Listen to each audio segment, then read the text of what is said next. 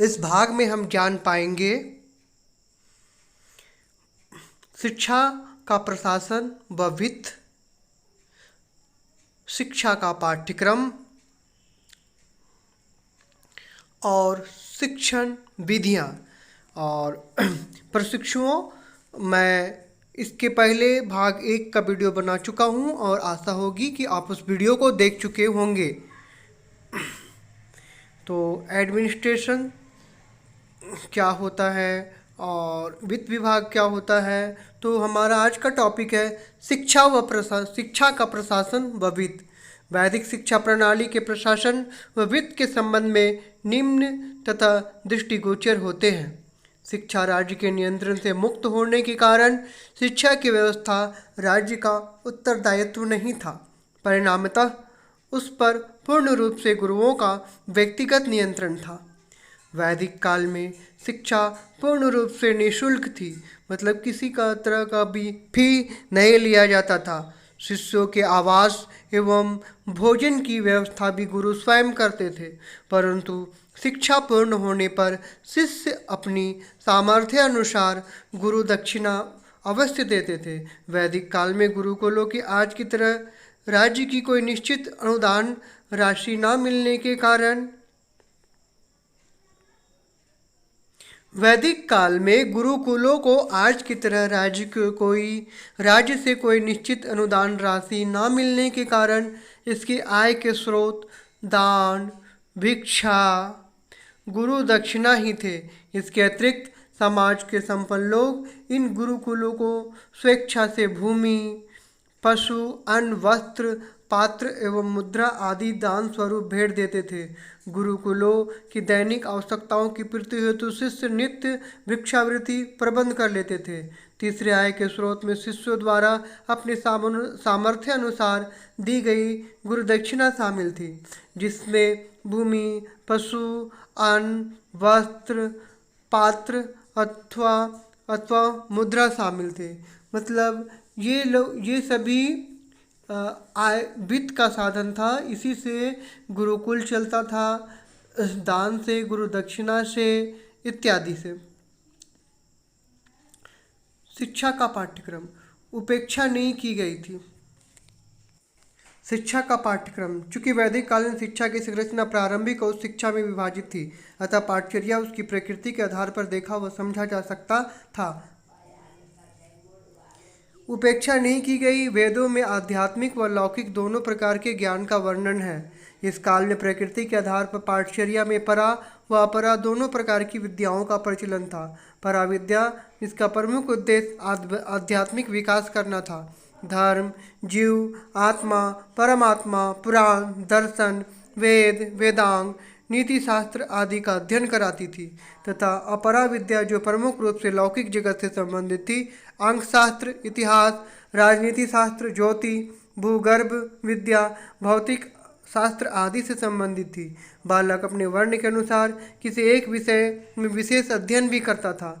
उदाहरणार्थ, ब्राह्मण बालक धार्मिक कृतियों का विशेष अध्ययन करता था, तो क्षत्रिय बालक युद्ध विद्या से संबंधित किसी कला में दक्षता प्राप्त करता था।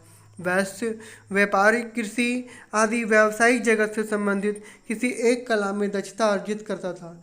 शिक्षा के स्तरों के आधार पर यदि पाठचर्या की बात करें तो वैदिक काल में प्रारंभिक स्तर की पाठचर्या में भाषा, व्याकरण, द्वंद्व शास्त्र और गणना का सामान्य ज्ञान और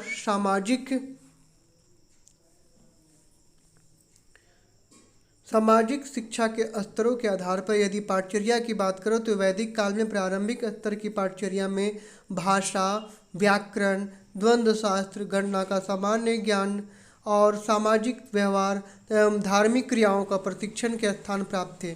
उत्तर वैदिक काल में इसके में नीति प्रधान कहानियों को जोड़ दिया गया था। वैदिक कालीन उस शिक्षा की पाठचर्या भी सामान्य व विशिष्ट 2 भागों में विभाजित थी।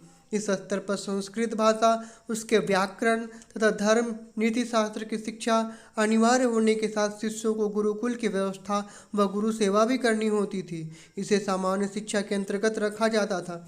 विशिष्ट शिक्षा के अंतर्गत प्रारंभिक वैदिक काल में वैदिक साहित्य के विभिन्न ग्रंथों, कर्मकांड, ज्योतिर्विज्ञान, आयुर्विज्ञान, सैनिक शिक्षा, कृषि, पशुपालन, कला कौशल, राजनीति शास्त्र, भूगर्भ शास्त्र और प्राणी शास्त्र की शिक्षा ऐच्छिक थी, जबकि उत्तर वैदिक काल में इस पाठ्यचर्या में अनेक विषय जैसे इतिहास, पुराण, नक्षत्र विद्या, न्यायशास्त्र, अर्थशास्त्र, देव विद्या, ब्रह्म विद्या, भूत विद्या भी शामिल कर लिया गया था।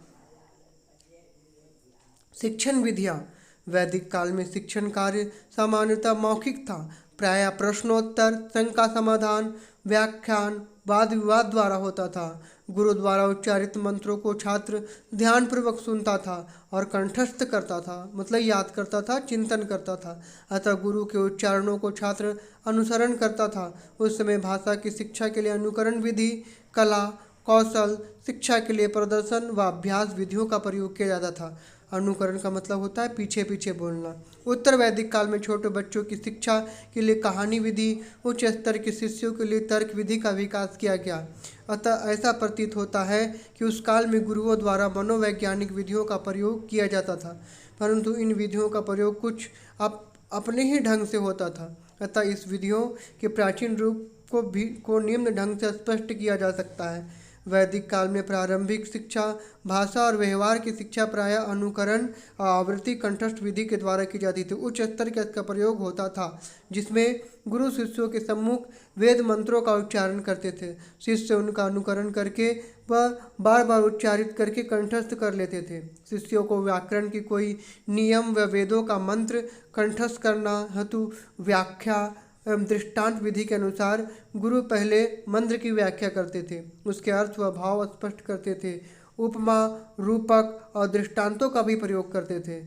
वैदिक काल में कृषि, पशुपालन, कला कौशल, सैन्य शिक्षा, आयुर्विज्ञान आदि क्रिया प्रधान विषयों को शिक्षा कथन, प्रदर्शन, अभ्यास विधियों द्वारा दी जाती थी।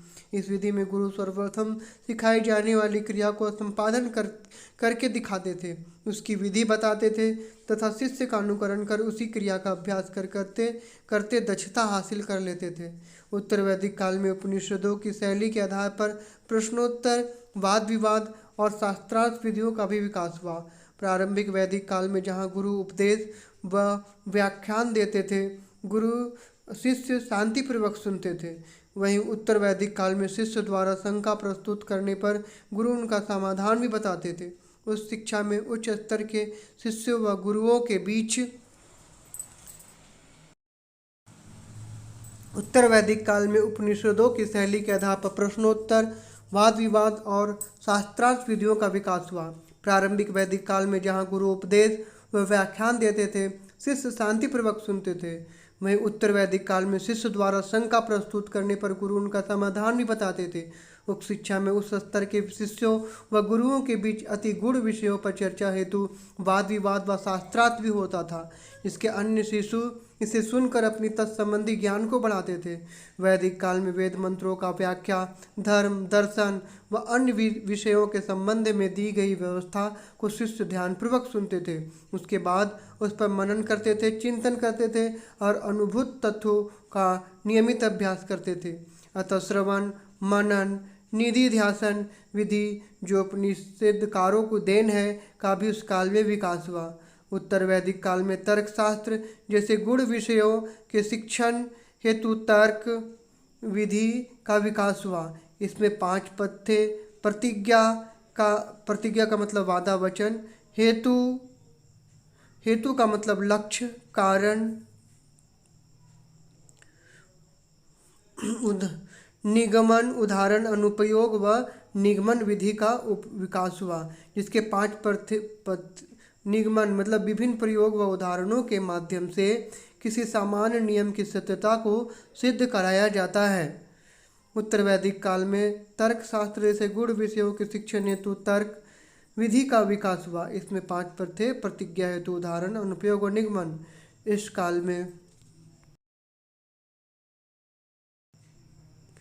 इस काल में आचार्य विष्णु शर्मा ने राजकुमारों की नीति की शिक्षा देने हेतु कहानी विधि का प्रयोग करने हेतु कहानियों की रचना की, जो पंचतंत्र व हितोपदेश के नाम से ज्ञान से संग्रहित है। इस विधि के अंत में छात्रों से कहानी से प्राप्त शिक्षा के बारे में अवश्य पूछा जाता था। वैदिक कालीन शिक्षण विधियों के संदर्भ में कुछ महत्वपूर्ण तथ्य यह भी है कि शिक्षा का माध्यम संस्कृत भाषा होना तथा गुरुकुलों की कक्षा नायकी पद्धति का प्रयोग होना। इस विधि में वरिष्ठ या नायक छात्र कनिष्ठ छात्रों को भाषा, साहित्य, धर्म और नीति शास्त्र आदि विषयों का ज्ञान कराते थे।